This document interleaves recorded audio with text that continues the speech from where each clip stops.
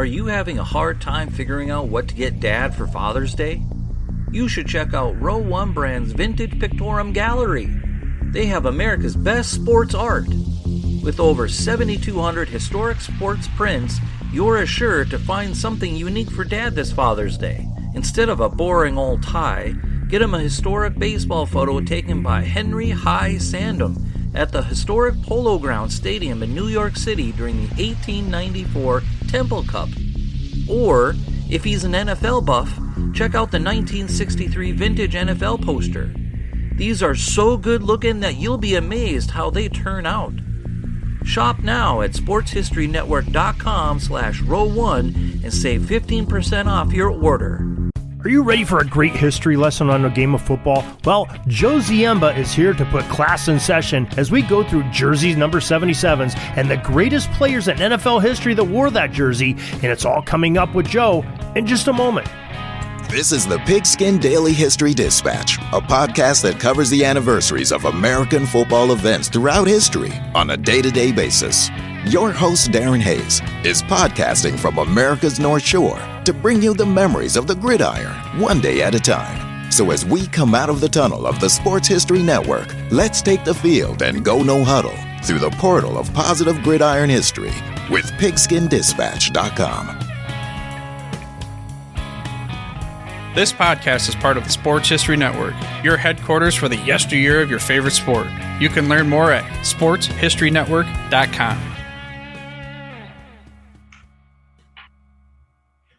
Hello, my football friends. This is Darren Hayes of pigskindispatch.com, and welcome once again to the Pig Pen. It's our Football by Numbers series, and we are all the way up to jersey number 77. Can you believe that? I mean, we are 77% of the way done. Actually, a little bit more because we started with zeros. But we have our good friend Joe Ziemba joining us today to talk about these jersey number 77s because there are some great stories to be told here, and we all know that Joe can dig out some great stuff on these players. And so let's bring them in right now. Joe Ziemba, welcome back to the Pig Pen. Darren, thank you so much again for having me in the Pig Pen. I like the way you remodeled in here, and I'm fitting right in any type of pig pen. But really excited about tonight's show and this number. We're going to meet one of the biggest villains in wrestling history, an ace defender who got in the ring with Muhammad Ali, a guy who married Miss Louisiana, lucky man, and a 13-year NFL vet who now is seen pretty much a lot on television in shows such as NCIS and Dexter. So we've got a wide range of players to talk about today. Well, it definitely sounds like exciting stuff, and it sounds like you've got a whole bunch of things to tell us about these guys. So why don't we start off? We'll tell everybody about what the Pro Football Hall of Fame says. And they say that there are 7 players in the Hall of Fame that wore the jersey number 77 during their NFL career, and those players in no particular order are Willie Ruff, Willie Davis, Jim Parker, Red Grange, Ron Mix, and Curly Culp. And I think we have 3 of those gentlemen that have only like 2 years or less wearing the number 77. And those are Curly Culp, Ron Mix, and Willie Davis. So I guess there's 6 altogether. I said 7, but there was another. They were saying Link Lyman wore 77, but I could not find where Link Lyman found 77. I don't know if you did or not, Joe. No, I did not. So I think we have the lucky 6 that we're going to talk about tonight anyway. Okay. Well, I'm going to let you take the wheel here, my friend, and drive us down memory lane with these great players for 77. All right. Let's start with Willie Ruff. And, of course, played a long time in the NFL, 13 years, wore the number 77 every single year. First-round draft pick in 93 with New Orleans. He had a really incredible statistic. He played in 189 NFL games, and he started 189 NFL games. So elected to the Pro Football Hall of Fame in 2012, the College Football Hall of Fame in 2014, the Saints Hall of Fame in 2008. But a really interesting fact about Willie is his mother was not happy about him playing football. She wanted him to be a physician and later become a brain surgeon. And that woman apparently knew what she was talking about. She was the first Black woman that served on the Arkansas Supreme Court. So He didn't listen to his mother, but things worked out okay, ending up in the Pro Football Hall of Fame. But there are some great statistics about him. When he was anchoring the offensive line for the Chiefs, they were the best offense in the NFL for 2 straight years in 2003 and 2004. And then the Chiefs chairman said of him, he said when he was named to the Hall of Fame, it's such a deserving honor. To me, Willie is the epitome of what a Hall of Famer is. Not only somebody who was individually dominant, but somebody who made everybody else who played around him a little bit better. So Willie Ruff, a Hall of Famer, and I guess we could nominate him to be on our top 10 list tonight. Yeah, I don't think there's any debate over that. He has got the instant in because he is definitely probably one of the top 77s ever. That's why he makes his list. So, yeah, very, very interesting indeed. Great player, great tackle. All right. Where would you like to go next with our players that were 77? Well, we have another great lineman, Jim Parker, who's in the Hall of Fame. He played 11 seasons, and he was also wearing number 77 every single year. 8 times in the Pro Bowl in those 11 years. Twice an NFL champ. He played his entire career with the Baltimore Colts. They won the championship twice, and he was named to the Pro Football Hall of Fame's All-1950s team.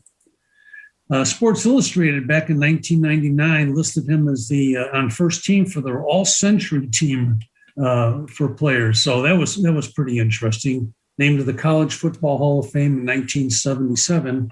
And in a book, author Paul Zimmerman wrote about him. He said, Parker was the best pure pass blocker who ever lived. And he had to be. He was protecting Johnny Unitas for those great seasons with the Colts.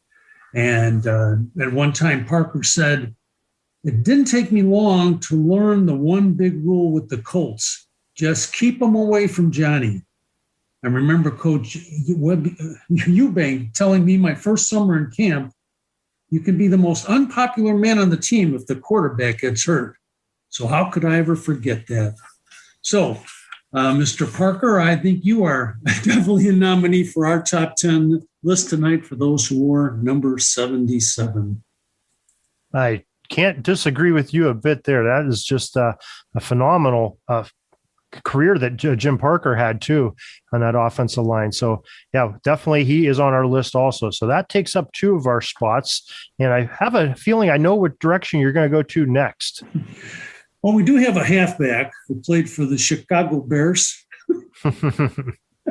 named Red Grange. And I don't know. Kind of a big deal, right? Yeah.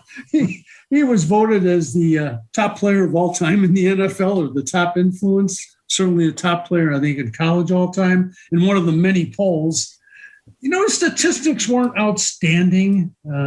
He got a guy coming in, but what he did for the league was amazing. When the Bears signed him in 1925, the day after he completed his last game for the University of Illinois, it kind of shocked a lot of people who were against pro football, of course, because the pros were not supposed to raid the college ranks. Grange's class was still in college. He was supposed to graduate in the spring of 26, but the day after his last college game, he joined the Bears. So George Halas, the owner coach of the Bears at the time, he interpreted the rules a little bit differently than maybe somebody else might have and signed Red Grange. Grange and Halas, of course, went on, finished the 25 season with a couple of extra games. Then they went on a tour of the South and the West the early 1926. And one of my favorite stories about Red Grange was when they were playing in Washington, the senator from Illinois got Grange and George Halas to meet President Coolidge. And you've probably heard this one, though, Darren, but when they met the president said, oh, gentlemen, welcome. They said, yeah, these 2 gentlemen are from the Chicago Bears. And the president said, oh, gentlemen, welcome. I've always admired animal acts. So we can see where pro football was in 1925. But during that same tour, the Bears and the Giants played in front of 70,000 people in New York, by far the biggest crowd to see an NFL game. So it kind of went from being an annoying sidebar to college football to say maybe there is something about pro football. And that was Red Grange. And, of course, he had his all-encompassing manager, C.C. Pyle. which people said later was short for cash and carry pile, always looking to make a dollar. And they made plenty of money that first year. He got Red Grange into the movies, etc. They got a big hunk of the tour money from pro football.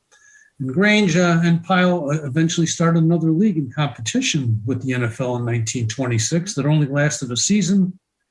And then in 1925, after an injury, Grange came back and he played with the Bears for about, 6 more seasons.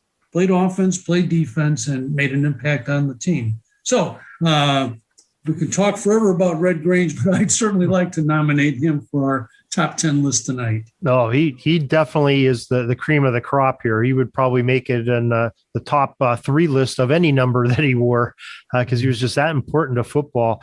I mean, our good friend Chris Willis wrote a whole book, a marvelous book on Red Grange, got a lot of detail on him from family, and the Hallis family helped him out. A lot of people around Chicago and Illinois, University of Illinois, and just a fantastic, insights. This man, some of the things that really impressed me about him is, his first paycheck as a pro, he didn't go out and, lavish himself in luxury. He went and gave it first $1,000 to his father.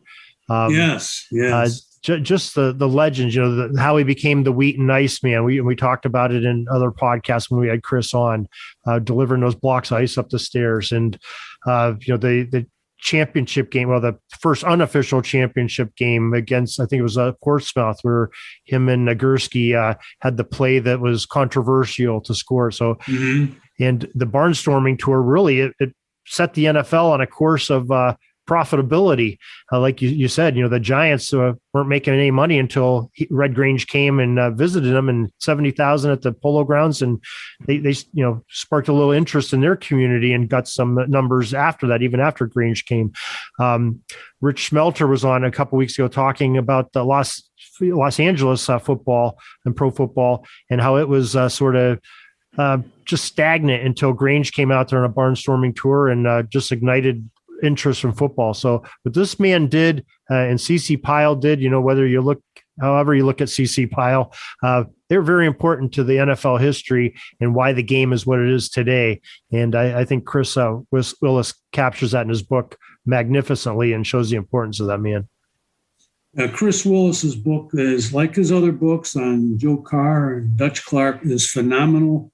And the detail he gets into, and you can't wait to dive into the book. You're going to learn something new. They say, wow, where did he find this? The level of research is so intense. For example, finding out that Red Grange had more managers than just C.C. Pyle, which blew me away. And the fact that he's able to get the records to support his theories about that. So I would certainly recommend that book to anybody who has any kind of interest in the early days of the National Football League. And I guess I'd be neglectful if I didn't read the title of the book, and we're going to put it in the show notes along with Joe's books. But it's Red Grange, The Life and Legacy of the NFL's First Superstar.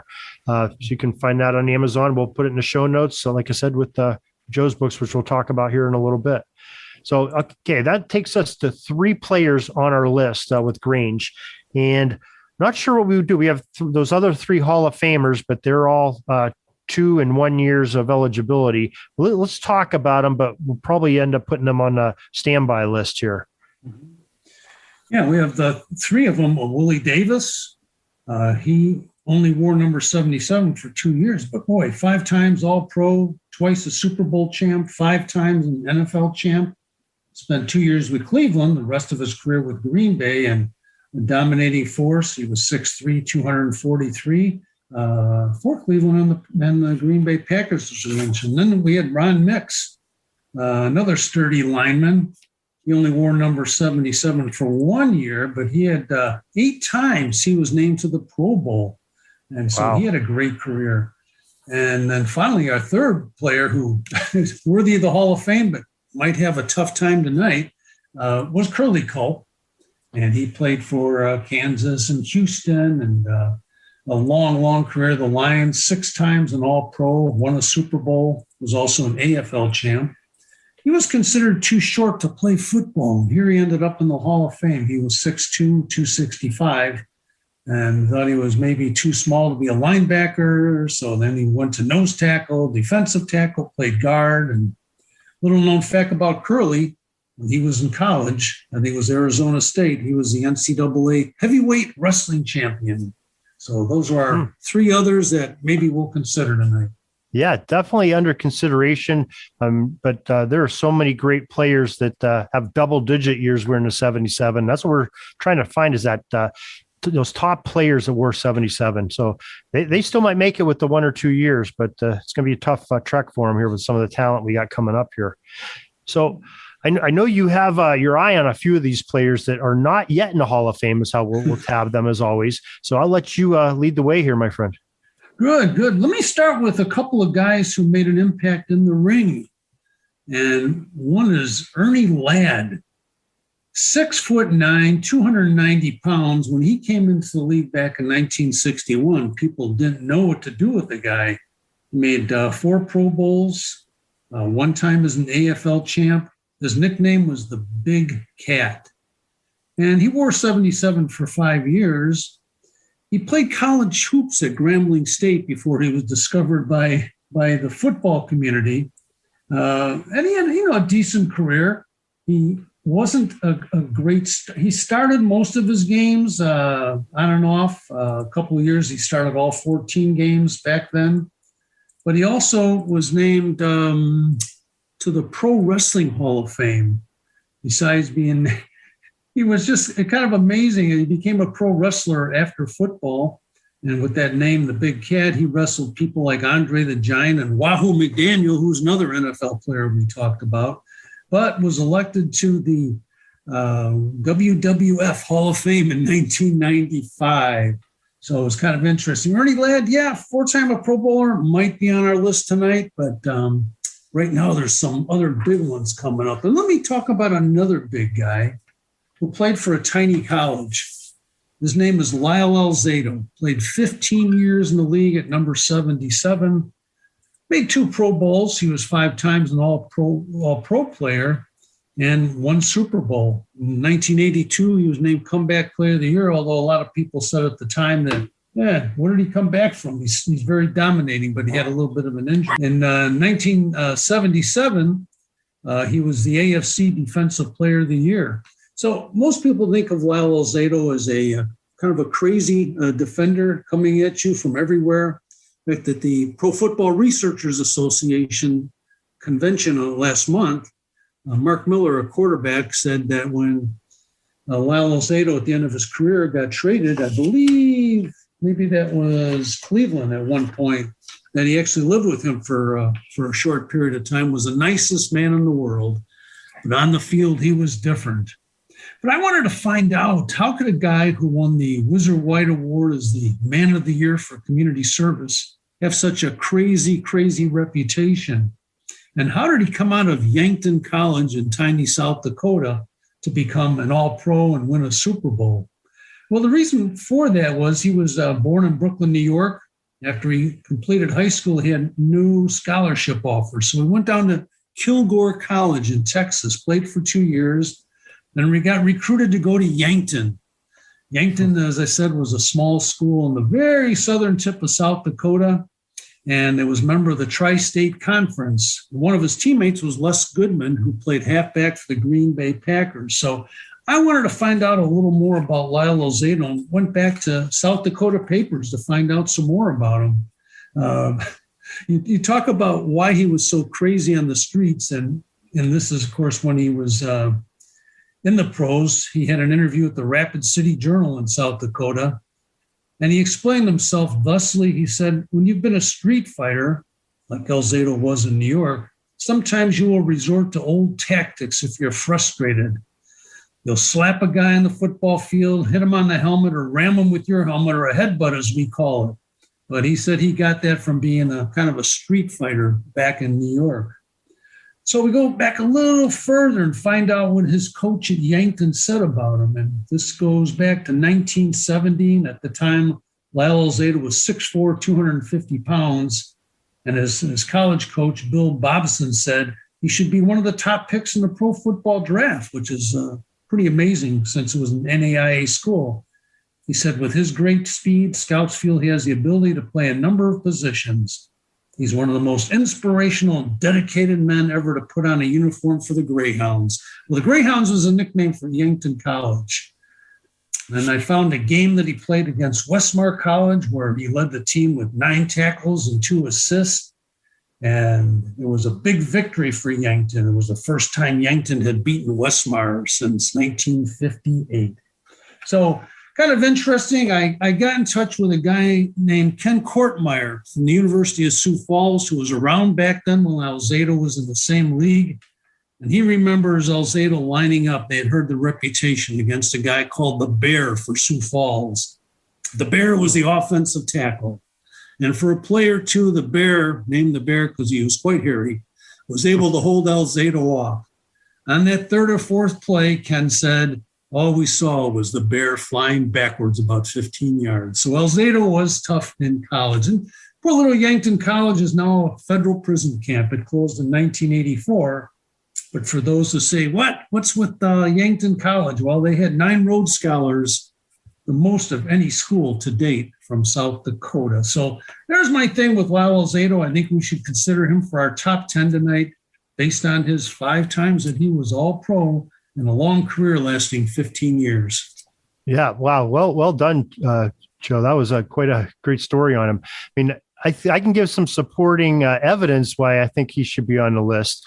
Like I said, the Pro Football Reference, thanks to John Turney and Nick Webster, have gotten the sack totals for players in the NFL from 1981 back to 1960, which spans a majority of Alzado's career. So unofficially with their numbers, they have him down as 112 career sacks during his career with Denver, Cleveland, and with the Raiders. So that's 15 years in the league.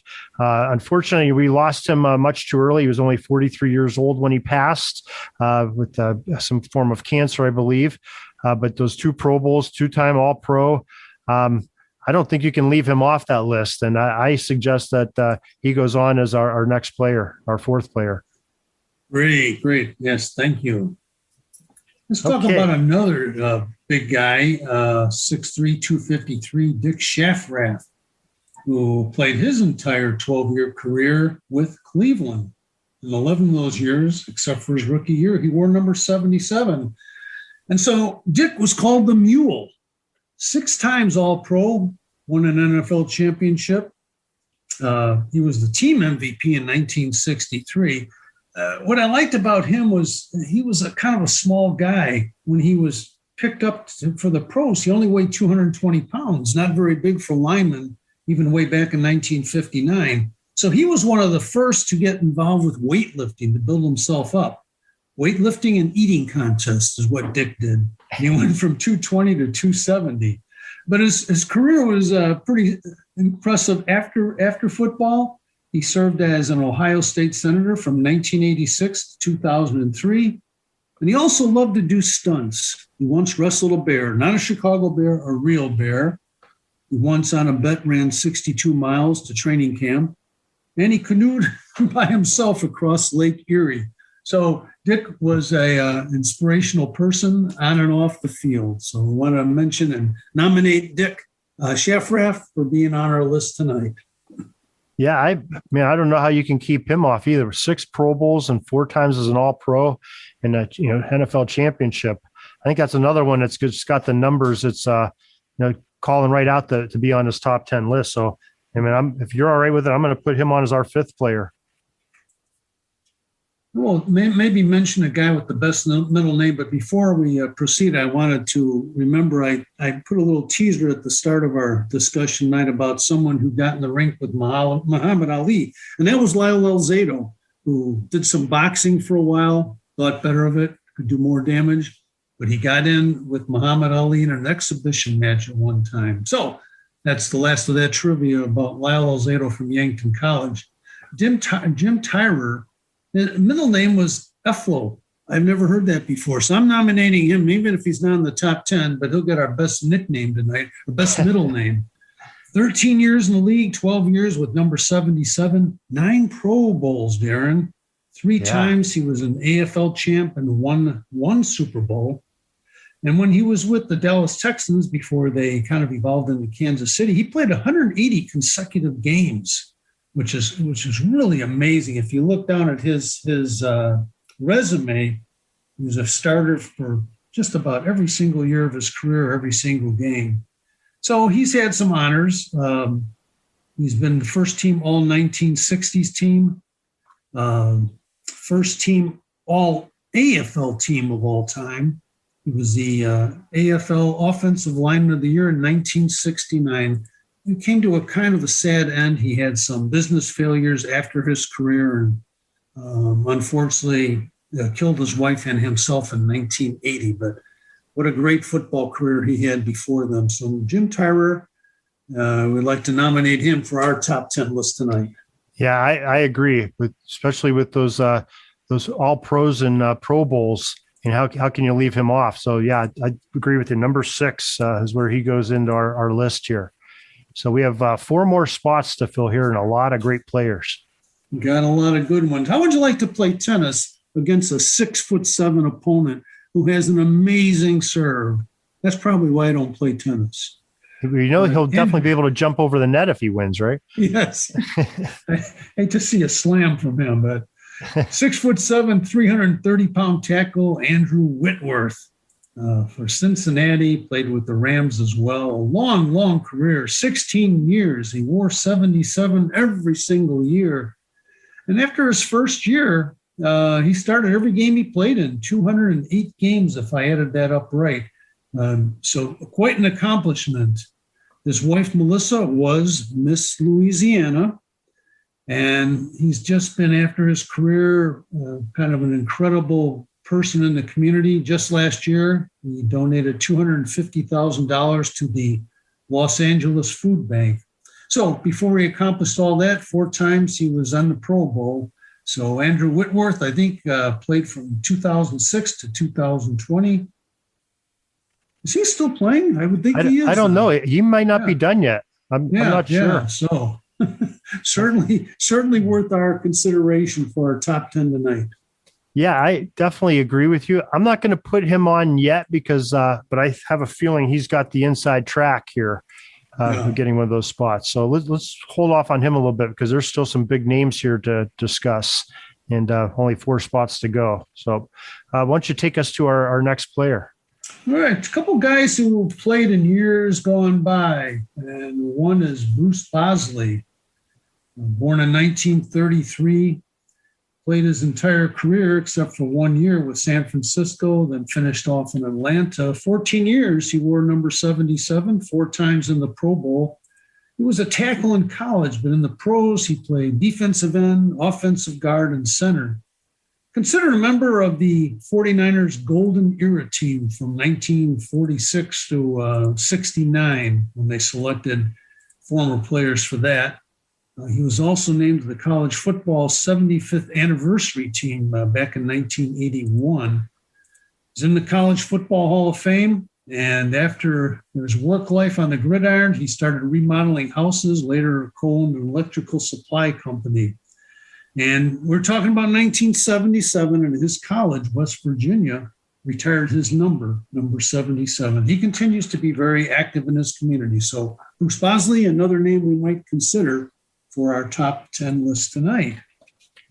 I agree. We'll put him on our standby list also, but yeah, he's got some great numbers to discuss. Okay. Another gentleman from back in the day was, excuse me, Darren. No, go ahead. I was just going to say, who do you have next? So we have a jewel of a man, Tom Neville, Thomas Oliver Neville Jr., played from 65 through 79, mostly with the Patriots, 13 years, and 11 of those, he wore number 77. Only 1 Pro Bowl, but he was co-captain of the team. And he was a member in 1994, elected to the Patriots' 35th anniversary team. He signed with Boston back in, that would be 1965, for $13,500. And he thought that was everything in the world. And then it came out that he was drafted also by Pittsburgh with the 2 competing leagues, it looks like. And Pittsburgh offered $15,000. But Tom turned it down because he said the guy who recruited me for Pittsburgh was a total jerk. So that's a football. I don't believe that. I protest already. You know, those Steeler guys. So while he was playing, he developed a callus on his wrist from wearing wristwatches and the sweat and everything. And he started looking at pocket watches to keep being able to keep time and tell what time it was. And he started collecting them. And so that led to him, after his career, to go back to school, or maybe it was during, to get a degree in gemology. And he opened a jewelry and watch store. So here's a man who can watch time fly. As I mentioned, a jewel of a man. He's in that business. Tom Neville, one-time Pro Bowler. So some consideration for number 77. Yeah, not sure if he'll make it, but some great stories on him. Great research on there, Joe. And I know you got a few more here in your bag of tricks, so I'd love to hear about them. All right, well, let's go to Jeffco, the defensive end, 6'5", 274 pounds. Broke in with Dallas, spent his last 3 years with Buffalo, but 15 years in the NFL, all with number 77.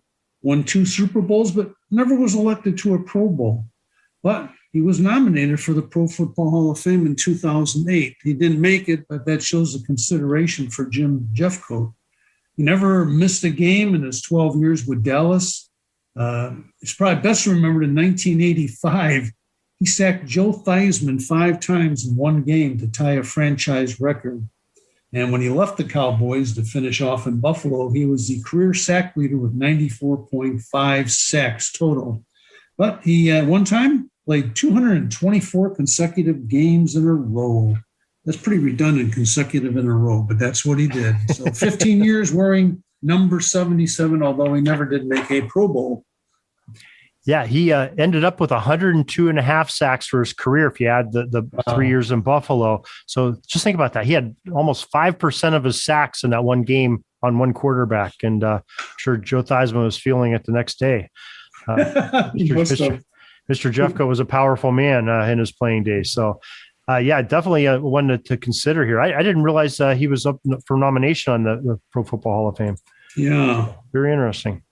But we'll put him under consideration and talk about our next player.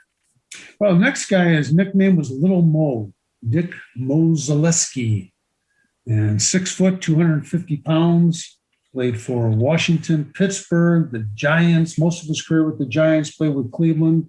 14 years, 8 of those with number 77. He was part of 2 NFL championship teams, 1 Pro Bowl. And College Football Hall of Fame called him in 1993. He was part of an early conflict, I guess, with the Canadian Football League. He had some difficulties in 1954 with Washington. I believe Joe Kuharich was the coach. They didn't get along. So he signed with Calgary, although he was under contract with Washington, which then sued Calgary, which then agreed to let Little Mo come back to Washington. They promptly traded him over to the Giants. Eventually I said to Pittsburgh, in 1955, where he's able to play on a team with his brother Ed, a fullback. So he started in 8 NFL title games over his long career of 14 years, which is pretty amazing. Then he coached as an assistant from 68 to 89, except for one game in 1977 when he was the interim Browns coach for the last game of the season. So Little Mo, long career in the NFL. Not sure if he'll make our top 10 list, but he's got some good credentials. Yeah, definitely. What a colorful journey through professional football. That's quite the story there. He'd have been in a newspaper almost every day in his career. Yes. A real soap opera of a career. All right. You have some more players that you want to talk about? Yeah, some more of these big linemen. Here's one, Matt Willig, 6'8", 315, played from 93 to 2005 with the Jets, with Atlanta, Green Bay, San Francisco, Carolina, and St. Louis. No Pro Bowls. Did win a Super Bowl, played for 6 teams. People now might recognize him as a tall actor on NCIS or Dexter or some of the many movies he has played in. So an interesting concept, probably better known as an actor despite 13 years in the league as a tackle. Very nice. Matt Willig. All right. And we have a couple more who maybe had long careers of number 77. One of our better names was Floyd Womack. Nicknames. His nickname was Pork Chop. He played 10 years in the league with number 77. Not always a starter, played with Seattle and then Cleveland. And then Brad Culpepper, defensive tackle, played from 92 to 2000. Broke in with Minnesota, played with Tampa, and final season in Chicago in 2000. But he wore number 77 for 6 years. Good players, anyone that can make the NFL and be a starter, I'm in awe of, but I'm not sure if they'll be on our top 10 list tonight. Yeah, I'm not sure if you'll get it. There's some pretty good players you've already discussed, and I think we got some more that probably have some good consideration. Here's another good one with a very unique nickname called the Albino Rhino, Karl Mecklenburg. Also went to a small college in South Dakota called Augustana, but made it to the big time with Denver, spent his entire career there, 6-time Pro Bowler, 12 years in the league, 79.5 sacks, which is still third in franchise history for sacks, even though he's been out since 94. And he was elected to the Broncos Ring of Fame in 2001. So Karl Mecklenburg might be considered as one of our top 10 tonight. Yeah, I think he's another one that's got an inside track. And for the listeners, our leader here on Sports History Network, Arnie Chapman, a football history dude, had Karl Mecklenburg on probably about a month or two ago for a really entertaining interview. And when you get done with this one, that's when you got to go back over to the Sports History Network and check out the Football History Dude podcast and look up that one on Karl Mecklenburg, because this guy is he is very jolly. He's having a lot of fun with Arnie. They're laughing, and he's telling some great stories about the albino rhino and his career in pro football. And I think you'll get a real kick out of it and learn a lot more about Karl with Arnie and Mecklenburg himself. So check that out when you get done here. So we'll put him on as our list for strong consideration. I think he's the one that's got the inside track. But I'm interested in here who else you'd like to talk about. Yeah, just got one more, I think, that might be worthy of our list. And that's Rich Michael, a tackle, 6'3", 242. Had a rather brief career, 6 years, but he wore number 77 every year, a 2-time Pro Bowl and a 2-time AFL champion. I played for Houston from 1960 through 66. We always try and pick out some of the players who have been out of the game for a while. And so Rich Michael might be under consideration. Again, twice named to the Pro Bowl, but had a rather short career of only 6 years. So that would be, I think we've thrown a lot of names at you right now, Darren, for our list tonight. Yeah, we're going to definitely be taking a look at a lot of these guys, because I think there's some interesting discussions we're going to have in our deliberations here, because I'm going to go through here and tell you who we have so far on our list. We have Willie Ruff, Jim Parker, Red Grange. Those are our Hall of Famers that we put in already. Then we also put in Lyle Alzado, Dick Shafrath, I mispronounced his name, and Jim Tyre as our 6 players that we put in so far. And under consideration, we said we want to come back, talk about the 3 Hall of Famers we skipped over: Willie Davis, Ron Mix, Curly Culp, all 2 years or less. So we're in 77. 16 years we're in 77 was the Andrew Whitworth. Karl Mecklenburg were for 12 seasons. Then we have Ernie Ladd, Bruce Fosley, Tom Neville, Jim Jeffco, Dick Mozileski, and the gentleman you just talked about, Rich Michael. All have a little bit of Pro Bowl or All-Pro experience, or considered by the Hall of Fame that puts them in consideration. So we need 4 names from those to go onto our list, Joe. And I'll let you. I do like Mr. Mecklenburg. I totally agree there. So he'll be our 7th. And I like Andrew Whitworth also a lot.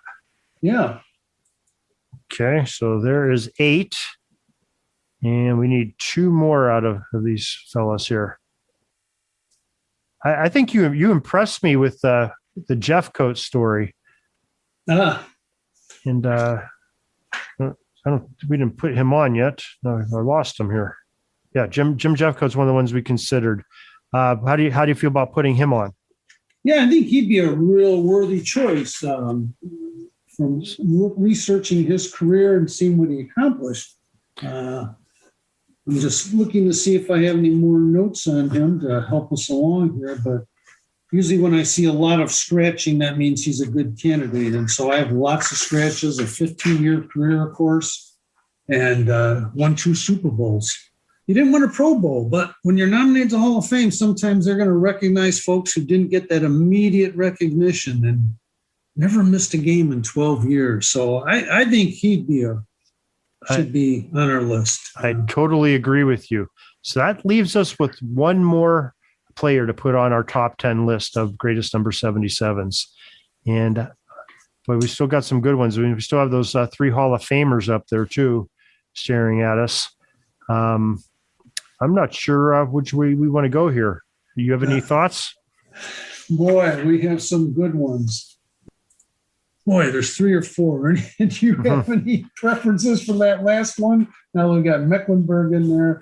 I mean, Bosley was definitely interesting with what you had to say about him, especially, he had 4 Pro Bowls to him. That sort of makes him, sort of a bright light in a dark forest here.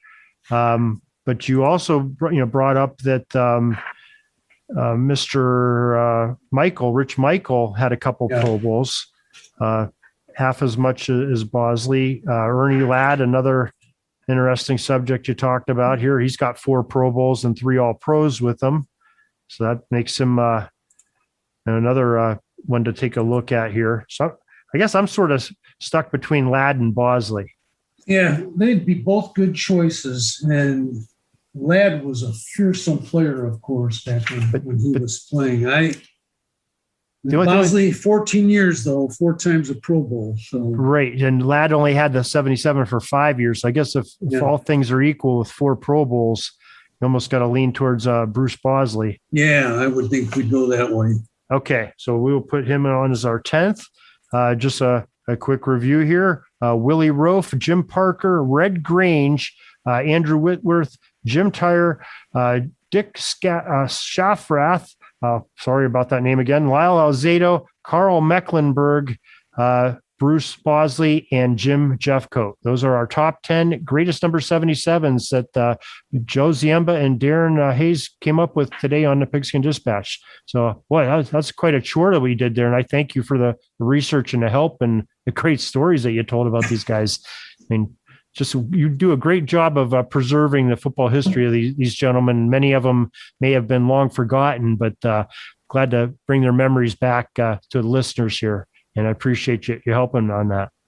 Yeah, there are some really great players. And since a lot of them are linemen, they were largely unrecognized. And so, again, Darren, what you're doing and bringing back these numbers is not only interesting, but it's necessary. And I thank you for doing that to keep up our homage to these fellows who played years ago. And we can remember them and maybe honor them one more time or maybe for the first time for some of them. Well, Joe, I want to go, since we were done with that, I want to go a little off topic, but stay within the realm of football. When Football Was Football podcast that you host, I believe bi-weekly, and you had a very interesting one come up that's coming up a lot in our football history headlines lately, and that's that Chicago All-Star game that spanned over, 4 decades? And yes. I thought you had a very interesting podcast on that with a lot of great information of how it started and players that played in it and just some of the highlights of it. And maybe if you'd like to just share a little bit of a tease to get listeners to go over that, we'd definitely like to hear what it's about. Yeah, the All-Star game ran from 1934 through 1976, so 42 years. I've always called it the Super Bowl before there was a Super Bowl, because even though it was a preseason game, it attracted the largest crowds of the season, often going over 100,000. And it was held in Chicago at Soldier Field, where the Bears play now, which was a lot bigger at the time, so they could really cram people in there. And it was unique because it brought together the defending champions of the NFL against a college all-star team of graduated seniors that were picked by fans nationwide. It was just an incredible, immense responsibility for Arch Ward, who was the sports editor of the Chicago Tribune, to come up with this, because he not only had to get permission and talk people into playing in the game, but also organize this national balloting, arrange for Soldier Field, make accommodations for the All-Stars, bring them in, put them through a 3-week training camp, and he pulled it off. It was just amazing. Of course, as the pros became more popular, the games were very competitive at the start. The very first game was a tie, 0-0. And the second year, the Bears played again, and they won 5-0, even though they weren't the NFL champions. But the big argument was going on at the time was who's better, the colleges or the pros? And so the first few games didn't really decide that. And both sides still claimed that they were the best. It was just almost political at the time as to whether who was the better brand of football. And the pros changed the rules around that time. And at the beginning of our show tonight, you talked about Red Grange catching a pass from Bronco Nagurski. And the rule back in 1932 or so was you couldn't throw a pass unless you were 5 yards behind the line of scrimmage. And Nagurski was running forward like a plunge, and he pulled up and threw a jump pass to Grange to win the championship. And there's a lot of complaints. Referees didn't change the rule, but the NFL did change their rule. But the colleges did not accept that rule. And so when the All-Stars and the pros got together, they had to figure out which rules they're going to play by. And so it was almost like when the NFL played Canadian teams later, they had to get together on the rules. Same game, a lot of different rules that can make big differences. But eventually the pros started dominating. They won 31 games, lost 9. I think there were a couple ties in the beginning, and most of those college victories were in the early 30s and 40s. But by then, the players were making so much money. They were missing out on training camp. There was a fear of injury, which happened a few times. And there was a monsoon that hit the south side of Chicago, where Soldier Field is, in 1976. The fans poured onto the field, as did the rain. And after that, it was decided, yeah, maybe this isn't a good idea. They had to call the game because of the weather. And that fear of players getting hurt brought the game to an end. But it raised millions for charity, which is another major accomplishment of the All-Star game in Arch Ward. And he was really an innovator and, in my opinion, a genius. He also invented the Major League Baseball All-Star game and the Golden Gloves boxing tournament. So he always envisioned himself more as a promoter than as a sports writer, but he was an excellent writer as well. So I babbled on long enough, but if anyone would like to hear our little podcast going on now over on the Sports History Network, it is called, as Darren mentioned, When Football Was Football. We do talk in depth about that first college all-star game. Yeah. So what do you have coming up on one of your next episodes that we can look forward to? There's another fun one coming up next, which will be some lost games of the Bears and the Cardinals. And in our research, we actually found 2 games that I didn't know about that the Cardinals played way back when. And a lot of people don't realize some really, really bad opponents that the Bears and the Cardinals played around the Chicago area, or when they started traveling. They were among the first to go on tours out west into California. And this was after Red Grange, of course. But you could find them playing local semi-pro teams in high school stadiums. So we're going to try and pull some fun stories out about that and share some lost games that we've just found, as well as several other games people may not have ever heard about or ever thought this might be possible, that pro teams would play such a low level of football. So we're looking forward to that. Yeah, definitely. And besides hearing Joe on When Football is Football, and boy, he's on our program quite a bit. The guys over at From the 55-Yard Line had Joe on recently and really exercised his football brain in that discussion. It was really a lot of fun, really entertaining. And boy, Joe, your knowledge, the questions, they were throwing curveballs at you, and you came out swinging at everything and did a great job. And we really appreciate that knowledge that you shared with us. And I learned a lot just by listening. I might go back and listen to it again because it's a very exciting podcast episode, and tying in with the Canadian theme that they have on their podcast was excellent. You connected the dots quite well. And I think you deserve some big kudos for that, because that was a challenging line of questioning, and you really came through. So well done. No, we thank you. I tried to fake it as best I could. So thank you very much. Well, Joe, I thank you once again for helping us out here with these numbers. I know we have you for at least one or two more, and we're going to probably try to coerce you into talking in our other series on our football teams that are now no longer with us, but had some importance to pro football history. And we'll look forward to talking to you on those very soon. So thank you very much. Excellent. Thanks again for having me. And it really is a blast talking about these old jersey numbers and the players who immortalize them, so to speak. So thank you, Darren. Greatly appreciated. At the Sports History Network, we're all about sports yesteryear, and so we're so pleased to introduce you to Row One, an online memorabilia gallery and shop that brings your sports history to life anywhere. The Row One gallery includes over 5,200 gorgeously reproduced prints of team posters, game program covers, game tickets, advertisements, and more in baseball, pro and college football, pro and college basketball, and more. And any gallery item may be printed in a variety of sizes on wood, metal, canvas, acrylic, or poster paper. And in Row One shop, check out the thousands more of unique items with retro and historical designs dating back to 1876, including t-shirts, long sleeve shirts, phone cases, mugs, blankets, pillows, towels, and even shower curtains. Go to sportshistorynetwork.com, ROW1, for access to the full Row One catalog and for gallery prints and gift items. Plus, get a 15% discount off all prints on the Row One Pictorium Gallery with coupon code SHN15. Follow the link on the show notes.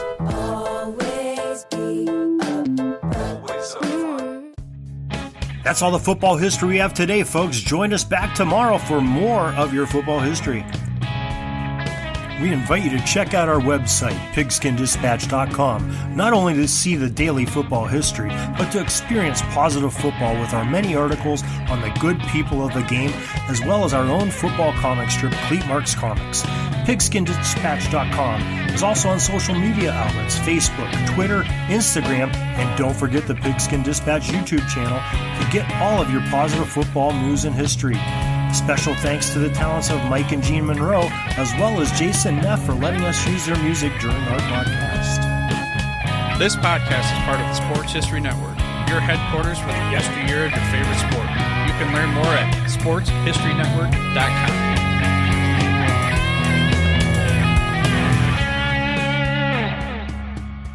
At the Sports History Network, we're all about sports yesteryear, and so we're so pleased to introduce you to Row One, an online memorabilia gallery and shop that brings your sports history to life anywhere. The Row One gallery includes over 5,200 gorgeously reproduced prints of team posters, game program covers, game tickets, advertisements, and more in baseball, pro and college football, pro and college basketball, and more. And any gallery item may be printed in a variety of sizes on wood, metal, canvas, acrylic, or poster paper.